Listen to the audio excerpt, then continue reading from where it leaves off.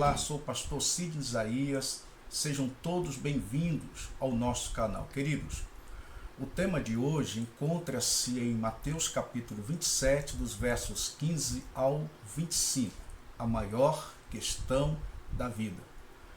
Jesus havia sido preso, levaram-no do Getsêmani para a casa de Caifás e daí ele foi trazido à presença de Pilatos. Depois de interrogá-lo, Pilatos chegou à conclusão de que o assunto era pertinente à área de Herodes e enviou para lá. Herodes, por sua vez, após examinar Jesus, devolveu-o a Pilatos. Pilatos se viu na obrigação de fazer alguma coisa no que se dizia a respeito a uma decisão sobre o futuro daquele homem. Pois bem, Pilatos começou a julgá-lo. Os judeus estavam todos presentes, todos desejavam ardentemente ver que solução seria encontrada para aquele caso que vinha causando tanto reboliço em Israel. Pois bem, Pilatos não encontrou, queridos, uma saída, viu-se atemorizado pelo fato de que aquele a quem ele tinha que julgar era o maior de todos os homens com os quais ele já havia se confrontado. Amados, aquela confrontação de Pilatos com Jesus se repete hoje entre você e o Senhor. Todos nós estamos confrontados hoje com o mesmo Jesus, tendo que fazer algum tipo de opção diante do que ele significa. Talvez você diga, mas eu não estou implicado tão nítida e veementemente com a morte de Jesus como Pilatos esteve. Outros podem até dizer foram os judeus que mataram a Jesus. Outros dizem foram os romanos que o mataram. Não, queridos, fomos nós que o matamos. Queridos, há muitas pessoas ainda que não atinaram com a profundidade do significado da morte de Jesus e perguntam como é que ele pôde ter morrido na cruz por mim se eu ainda não tinha nascido? Por que ele morreu pelos meus pecados se eu ainda não havia nascido, queridos? Jesus absorveu todos os pecados dos homens de todos os tempos. Os que já tinham vivido e os que ainda haveria de viver. Ele sugou, esponjou e chamou para si não só os delitos e pecados, mas também todas as dores, as angústias dos homens como indivíduo, assim como também a desagregação e a infelicidade da humanidade. Se Pilatos não tivesse entregue Jesus para ser crucificado, mesmo não participando da morte de Jesus como indivíduo que não o assumiu, ele participaria como um homem pecador.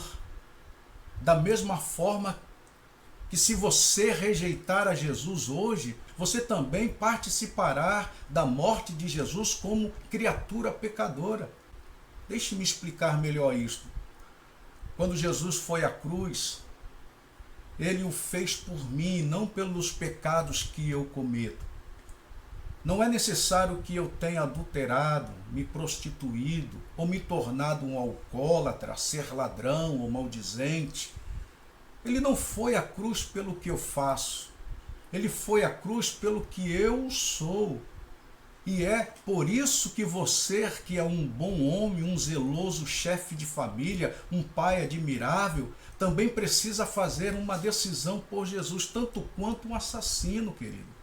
Entenda bem, a diferença que há entre você e o assassino é que ele cometeu aquele pecado e você não. Mas intrinsecamente não existe diferença entre vocês. Sua natureza é caída e você tem que se confrontar com Deus.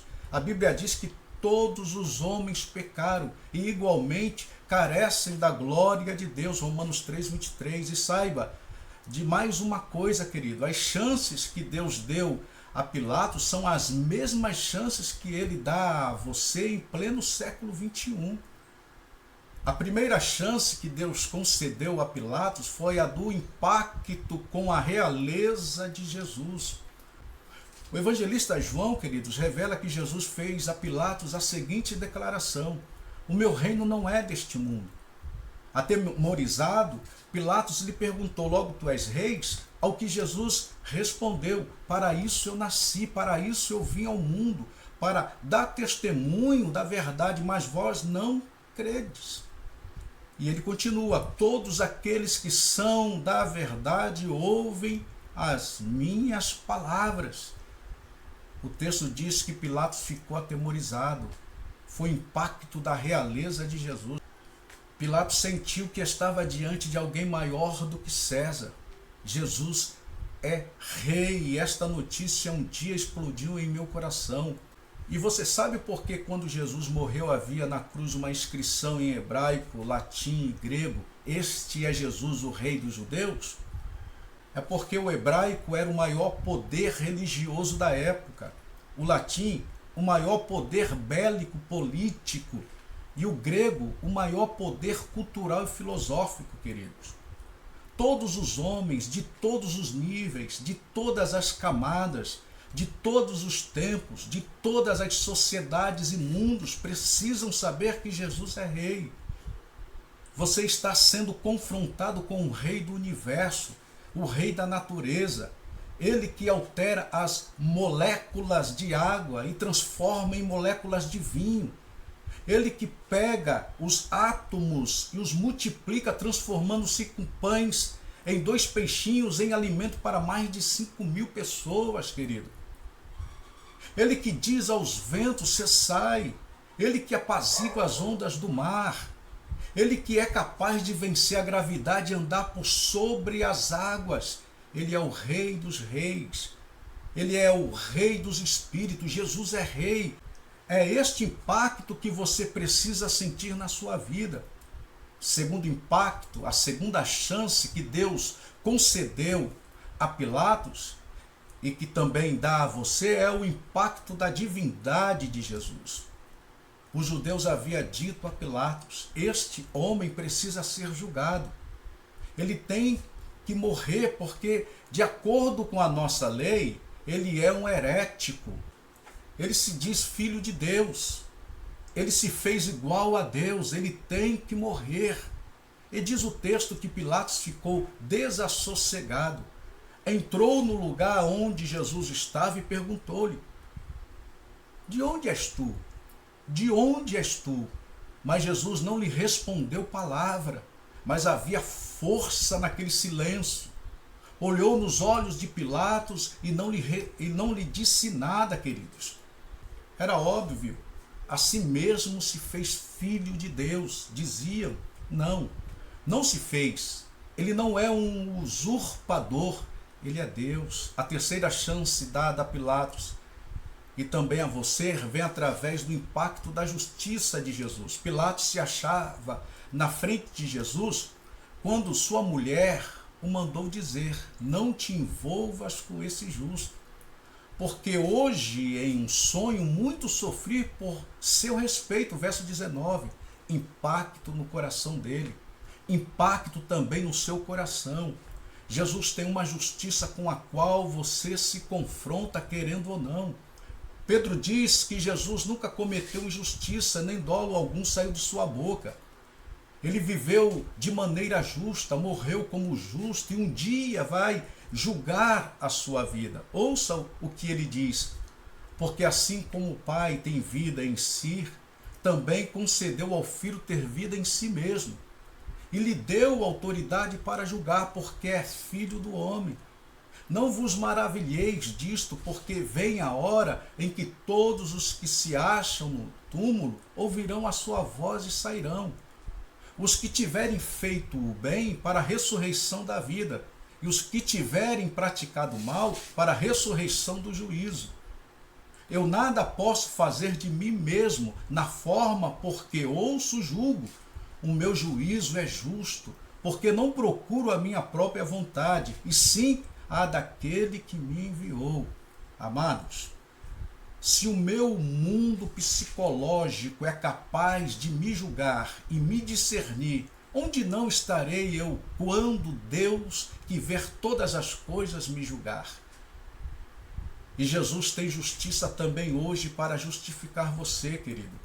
A Bíblia diz que Jesus foi entregue por causa das nossas transgressões e ressuscitou por causa da nossa justificação. Romanos capítulo 4, versículo 25. Sim, Jesus viveu de maneira limpa e justa. Morreu sem ter cometido injustiça, ressuscitou para justificar os injustos como eu e você, se nos refugiarmos nele. Esses três impactos que Jesus promoveu, esse buliço no coração de Pilatos, colocou diante da maior pergunta da sua vida. Que farei então de Jesus chamado Cristo? Versículo 22. E esta é a mesma pergunta colocada hoje diante de você. O que a pergunta de Pilatos significava para ele?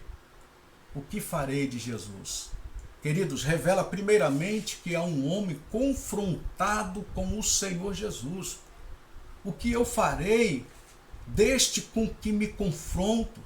Esta pergunta revela também hoje que você está diante de Jesus. Seja você um ateu, admita ou não, queira ou não queira, perceba ou não perceba, você está sendo confrontado com Jesus agora. Todo homem que vem a este mundo nasce diante de Jesus. Ele é a verdadeira luz que, vinda ao mundo, ilumina todo homem, queridos. Essa pergunta também manifesta a pressão que havia sobre Pilatos. O que farei de Jesus?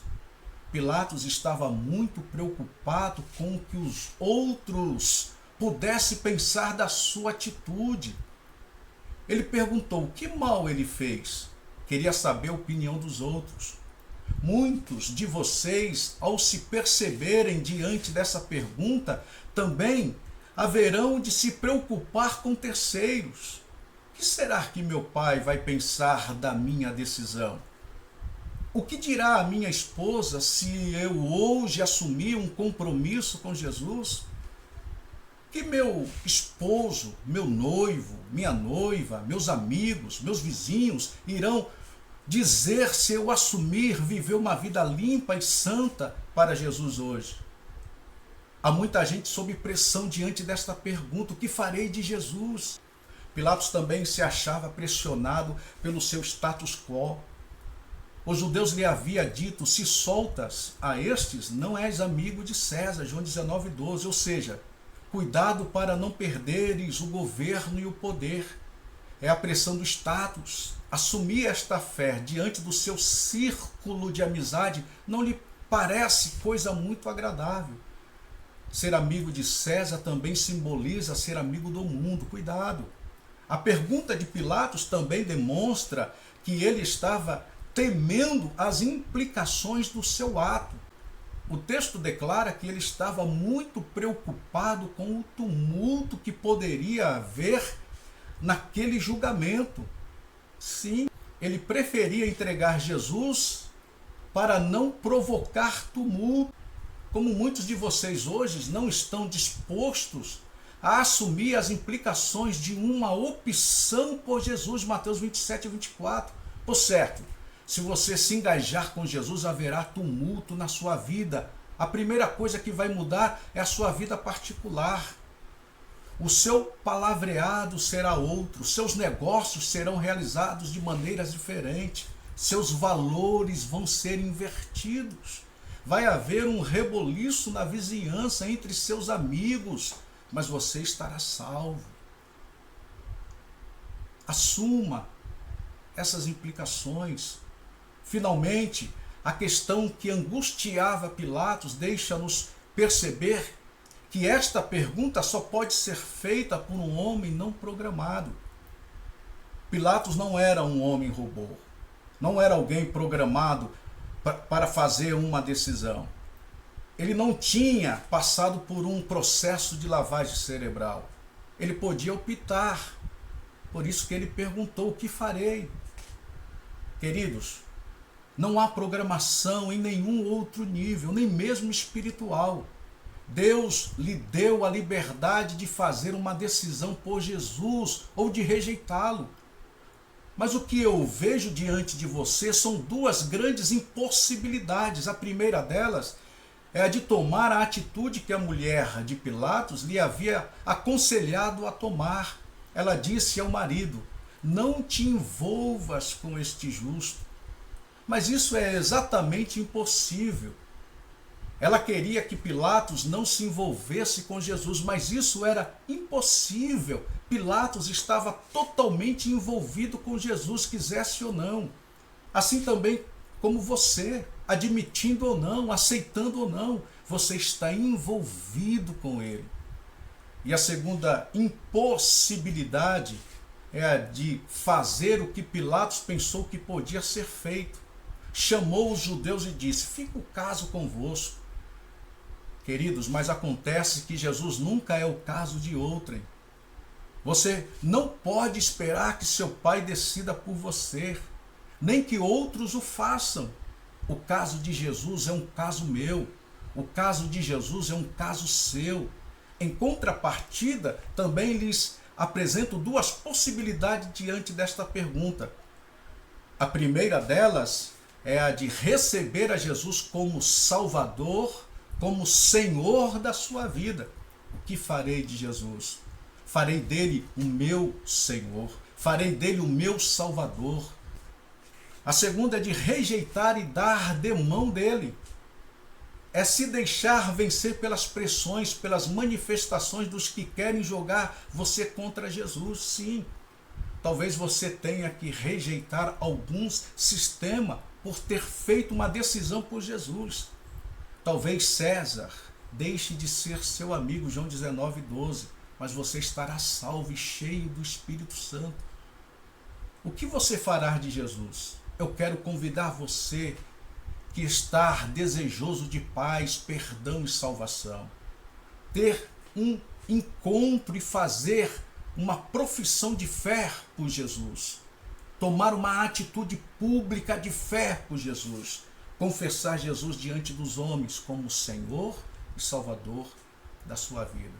Que Deus o abençoe. Até o nosso próximo encontro, se assim Deus permitir. Amém.